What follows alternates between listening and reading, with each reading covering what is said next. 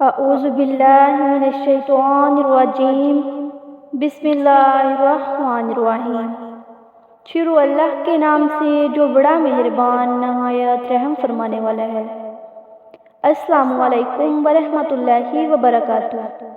پیارے دوستو، آج کی اس ویڈیو میں ہم آپ کو ہمارے پیارے نبی حضرت محمد صلی اللہ علیہ وآلہ وسلم کی جوانی کے بارے میں بتائیں گے، اور یہ بھی بتائیں گے کہ کس طرح حضرت خدیجہ رضی اللہ تعالیٰ عنہ نے حضرت محمد صلی اللہ علیہ وآلہ وسلم سے شادی کی خواہش کا اظہار کیا، اور آپ صلی اللہ علیہ وآلہ وسلم کا کیا رد عمل تھا۔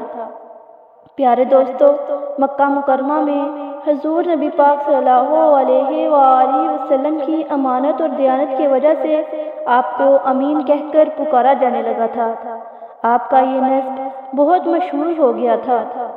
لوگ آپ کو امین کے علاوہ اور کسی نام سے نہیں پکارتے تھے۔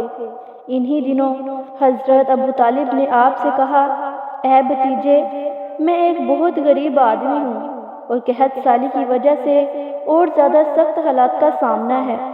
کافی عرصے سے خشک سالی کا دور چل رہا ہے۔ کوئی ایسا ذریعہ نہیں کہ اپنا کام چلا سکیں، اور نہ ہماری کوئی تجارت ہے۔ ایک تجارتی قافلہ شام جانے والا ہے جس میں قریش کے لوگ شامل ہیں۔ ایک خاتون خدیجہ بنت خویلد شام کی طرف اپنا تجارتی سامان بھیجا کرتی ہے۔ جو شخص ان کا مال لے کر جاتا ہے وہ ان سے اپنی اجرت طے کرتا ہے۔ اب اگر تم ان کے پاس جاؤ اور ان کا مال لے جانے کی پیشکش کرو تو وہ ضرور اپنا مال تمہیں دے دے گی، کیونکہ تمہاری امانت داری کی شہرت ان تک پہنچ چکی ہے۔ اگرچہ میں اس بات کو پسند نہیں کرتا کہ تم شام کے سفر پر جاؤ، یہودی تمہارے دشمن ہیں، لیکن حالات کی وجہ سے میں مجبور ہوں۔ اس کے علاوہ اب کوئی چارہ بھی تو نہیں۔ یہاں تک کہہ کر حضرت ابو طالب خاموش ہو گئے۔ تب حضور نبی کریم صلی اللہ علیہ وآلہ وسلم نے فرمایا، ممکن ہے وہ خاتون خود میرے پاس کسی کو بھیجے۔ یہ بات آپ نے اس لیے کہی کہ سیدہ خدیجہ رضی اللہ تعالیٰ عنہ کو ایک بااعتماد آدمی کی ضرورت تھی، اور مکے میں آپ سے زیادہ شریف اور پاک باز اور امانت دار، سمجھدار اور قابل اعتماد آدمی کوئی نہیں تھا۔ حضرت ابو طالب اس وقت بہت پریشان تھے۔ آپ کی یہ بات سن کر انہوں نے کہا، اگر تم نہ گئے تو مجھے ڈر ہے وہ کسی اور سے معاملہ طے کر لے گی۔ یہ کہہ کر حضرت ابو طالب اٹھ گئے۔ ادھر آپ کو یقین تھا کہ سیدہ خدیجہ رضی اللہ تعالیٰ عنہ خود ان کی طرف کسی کو بھیجیں گی، اور ہوا بھی یہی۔ حضرت خدیجہ رضی اللہ تعالیٰ عنہ نے اللہ کے رسول کو بلایا، پھر آپ سے کہا، میں نے آپ کی سچائی، امانت داری، دیانت اور نیک اخلاق کے بارے میں سن رکھا ہے، اسی وجہ سے میں نے آپ کو بلایا ہے۔ جو معاوضہ آپ قوم کے دوسرے آدمیوں کو دیتی ہو، آپ کو ان سے دگنا دینا ہوگا۔ آپ نے منظور کر لی۔ پھر آپ اپنے چچا حضرت ابو طالب رضی اللہ تعالیٰ عنہ سے ملے، انہیں یہ بات بتائی۔ حضرت ابو طالب سن کر بولے، یہ روزی تمہارے لیے اللہ تعالیٰ نے پیدا فرمائی ہے۔ اس کے بعد حضور نبی کریم صلی اللہ علیہ وآلہ وسلم سیدہ خدیجہ رضی اللہ تعالیٰ عنہ کا سامان تجارت لے کر شام کی طرف روانہ ہوئے۔ سیدہ خدیجہ رضی اللہ تعالیٰ عنہ کے غلام مصرع آپ صلی اللہ علیہ وآلہ وسلم کے ساتھ تھے۔ روانگی کے وقت حضرت خدیجہ رضی اللہ تعالیٰ عنہ نے مصرع سے کہا، کسی معاملے میں بھی ان کی نافرمانی نہ کرنا، جو یہ کہیں وہی کرنا، ان کی رائے سے اختلاف نہ کرنا۔ حضور صلی اللہ علیہ وآلہ وسلم کے سب چچاؤں نے قافلے والوں سے آپ کی خبرگیری رکھنے کی درخواست کی۔ اس کی وجہ یہ تھی کہ ذمہ داری کے لحاظ سے یہ حضور صلی اللہ علیہ وآلہ وسلم کا پہلا تجارتی قافلہ تھا، گویا آپ اس کام میں بالکل نئے تھے۔ اور پھر آپ روانہ ہوئے۔ ادھر حضور صلی اللہ علیہ وآلہ وسلم کا معجزہ شروع ہو گیا۔ ایک بدلی نے آپ کے اوپر سایہ کر لیا، آپ کے ساتھ ساتھ چلنے لگی۔ جب آپ شام پہنچے تو مصرع شہر کے بازار میں ایک درخت کے سائے میں اترے۔ یہ درخت ایک عیسائی راہب مستورہ کے سامنے تھا۔ اس راہب نے مصرع کو دیکھا تو اس وقت اس نے رسول نبی کریم صلی اللہ علیہ وآلہ وسلم کو دیکھا۔ آپ درخت کے نیچے پڑے ہوئے تھے۔ اس نے مصرع سے پوچھا، یہ شخص کون ہے جو اس درخت کے نیچے موجود ہے؟ مصرع نے کہا، یہ ایک قریشی شخص ہے، حرم والوں میں سے ہے۔ یہ سن کر راہب نے کہا، اس درخت کے نیچے نبی کے سوا کوئی نہیں سو سکتا۔ اللہ تعالیٰ نے اس درخت کو ہمیشہ اس لیے بچایا کہ اس کے نیچے نبی کے سوا کوئی دوسرا شخص بیٹھے گا نہیں۔ اس کے بعد اس نے مصرع سے پوچھا، کیا ان کی آنکھوں میں سرخی ہے؟ مصرع نے جواب دیا، ہاں بالکل ہے، اور یہ سرخی ان کی آنکھوں میں مشعل رہتی ہے۔ اب مستورہ نے کہا، یہ وہی ہے۔ مصرع حیران ہو کر اس کی طرف دیکھا اور بولا، کیا مطلب کون وہی؟ یہ آخری پیغمبر ہیں۔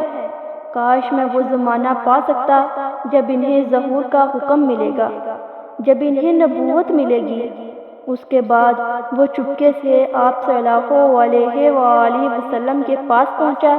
پہلے تو اس نے آپ صلی اللہ علیہ وآلہ وسلم کے سر انور کو بوسہ دیا، پھر آپ صلی اللہ علیہ وآلہ وسلم کے قدموں کو بوسہ دیا اور بولا، میں آپ پر ایمان لاتا ہوں اور گواہی دیتا ہوں کہ آپ وہی ہیں جن کا آپ ذکر تورات میں فرمایا ہے۔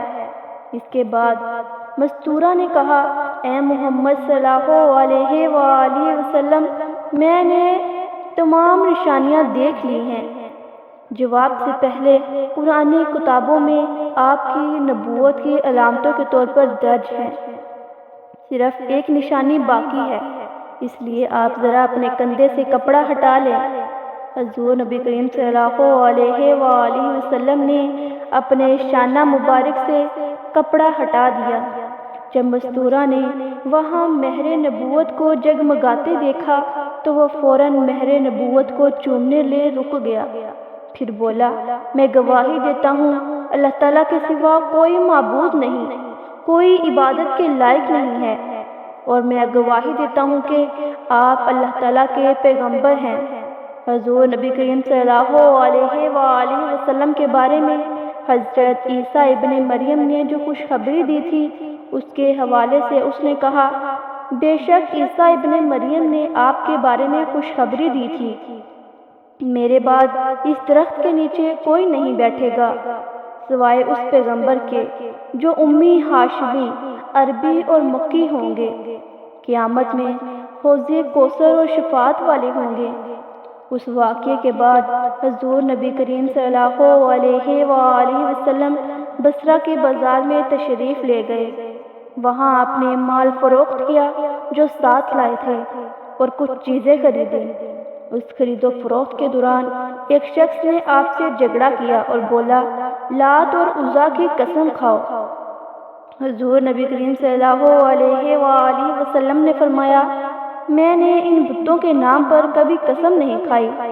آپ صلی اللہ علیہ وآلہ وسلم کا یہ جملہ سن کر وہ شخص چونک اٹھا، شاید وہ گزشتہ آسمانی کتاب کا کوئی عالم تھا اور اس نے آپ کو پہچان لیا، چنانچہ بولا، آپ ٹھیک کہتے ہیں۔ اس کے بعد اس نے مصریہ سے علیحدگی میں بات کی، کہنے لگا، مصریہ یہ نبی ہیں، قسم ہے اس ذات کی جس کے ہاتھ میں میری جان ہے، یہ وہی ہے جس کا ذکر ہمارے راہب اپنی کتابوں میں پاتے ہیں۔ مصریہ نے آپ کی اس بات کو ذہن نشین کر لیا۔ راستے میں ایک اور واقعہ پیش آیا۔ سیدہ خدیجہ رضی اللہ تعالیٰ عنہ کے 2 اونٹ بہت زیادہ تھک گئے تھے اور چلنے کے قابل نہ رہے۔ ان کی وجہ سے مصریہ قافلے کے پیچھے رہ گیا۔ نبی کریم صلی اللہ علیہ وآلہ وسلم قافلے کے اگلے حصے میں تھے۔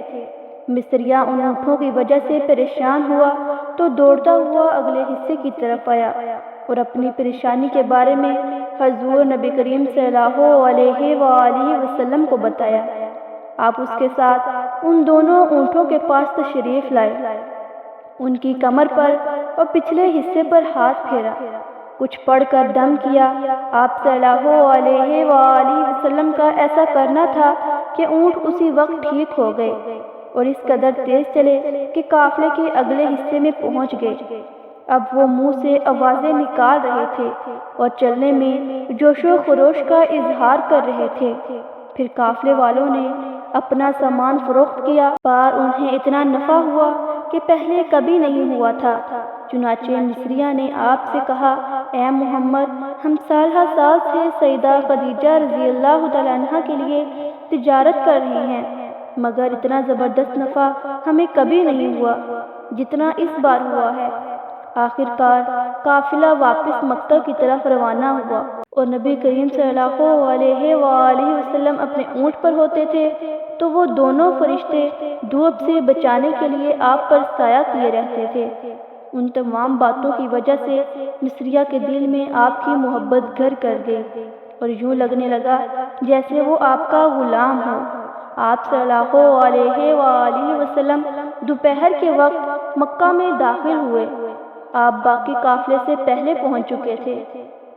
آپ سیدھے سیدہ خدیجہ رضی اللہ تعالیٰ عنہ کے گھر پہنچے۔ وہ اس وقت چند عورتوں کے ساتھ بیٹھی ہوئی تھیں۔ انہوں نے دور سے آپ صلی اللہ علیہ وآلہ وسلم کو دیکھا۔ آپ اونٹ پر سوار تھے اور دو فرشتے آپ پر سایہ کیے ہوئے تھے۔ حضرت خدیجہ رضی اللہ تعالیٰ عنہ یہ منظر دوسری عورتوں کے ساتھ دیکھ رہی تھی۔ وہ سب بہت حیران ہوئیں۔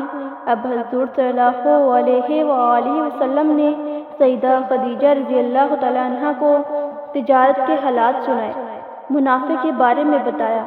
اس مرتبہ پہلے کی نسبت دگنا منافع ہوا تھا۔ حضرت خدیجہ رضی اللہ تعالیٰ عنہ بہت خوش ہوئیں۔ انہوں نے پوچھا، مصریہ کہاں ہے؟ آپ نے بتایا کہ وہ ابھی پیچھے ہے۔ یہ سن کر حضرت خدیجہ رضی اللہ تعالیٰ عنہ سے کہا، اور آپ جلدی سے اس گھر جائیں۔ آپ صلی اللہ علیہ وآلہ وسلم واپس روانہ ہوئے۔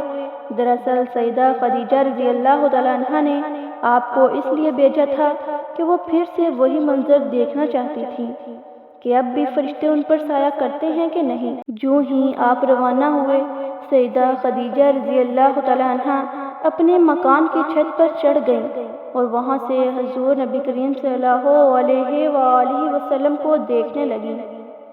آپ کی شان اب بھی وہی نظر آئی۔ فرشتے سایہ کیے ہوئے تھے۔ اب ان کو یقین ہو گیا کہ انہوں نے دھوکہ نہیں کھایا۔ کچھ دیر کے بعد حضور صلی اللہ علیہ وآلہ وسلم مصریہ کے ساتھ ان کے پاس پہنچ گئے۔ سیدہ خدیجہ رضی اللہ تعالیٰ عنہ نے غلام مصریہ سے کہا، میں نے ان پر دو فرشتوں کو سایہ کرتے ہوئے دیکھا ہے، کیا تم نے بھی ایسا منظر دیکھا ہے؟ جواب میں مصریہ نے کہا، میں تو یہ منظر اس وقت سے دیکھ رہا ہوں جب یہ قافلہ شام جانے کے لیے یہاں سے روانہ ہوا تھا۔ اس کے بعد مصریہ نے مستورہ کو ملاقات کا حال سنایا۔ دوسرے آدمی نے جو کہا تھا وہ بھی بتایا، جس نے لات اور عزیٰ کی قسم کھانے کے لیے کہا تھا۔ پھر اونٹوں والا واقعہ بتایا۔ یہ تمام باتیں سننے کے بعد سیدہ خدیجہ رضی اللہ تعالیٰ عنہ نے آپ کو طے شدہ اجرت سے دگنا دیا، جبکہ طے شدہ اجرت بھی پہلے ہی دگنا زیادہ تھی۔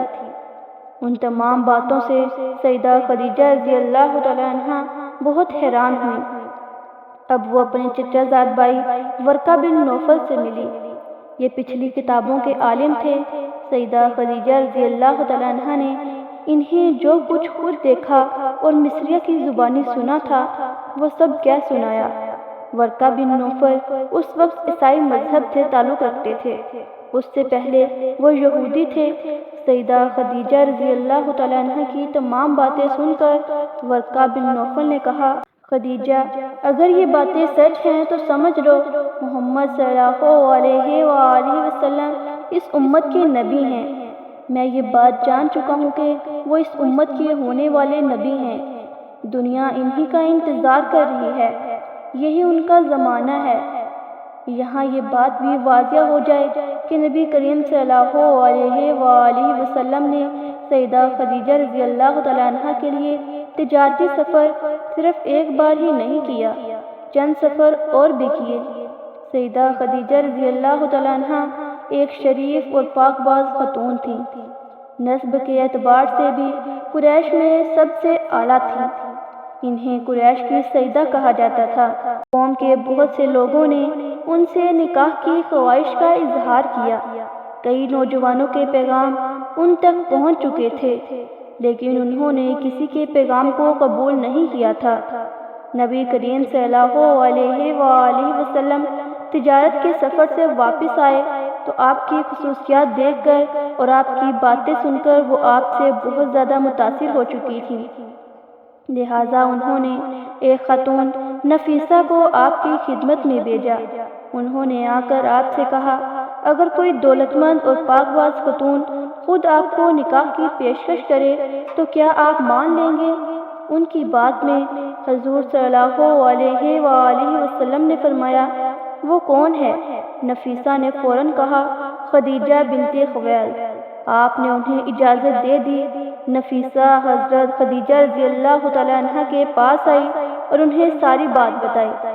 سیدہ خدیجہ رضی اللہ تعالیٰ عنہ نے اپنے چچا عامر بن اسد کو اطلاع دی کہ وہ آ کر نکاح پڑھائیں۔ سیدہ خدیجہ رضی اللہ تعالیٰ عنہ کی اس سے پہلے 2 مرتبہ شادی ہو چکی تھی۔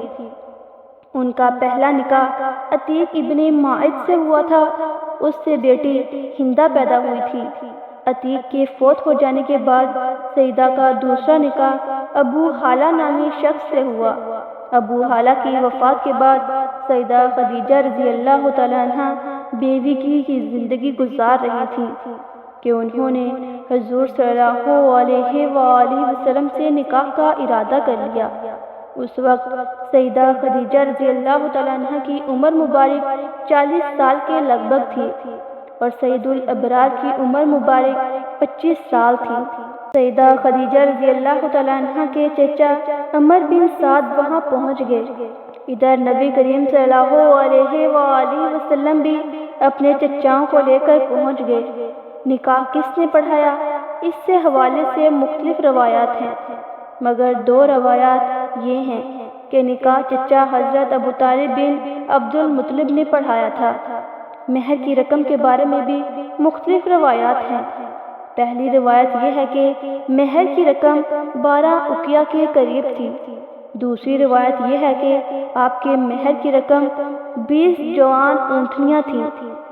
نکاح کے بعد نبی کریم صلی اللہ علیہ وآلہ وسلم نے ولیمے کی دعوت کھلائی اور اس دعوت میں آپ نے 1 یا 2 اونٹ ذبح فرمائے۔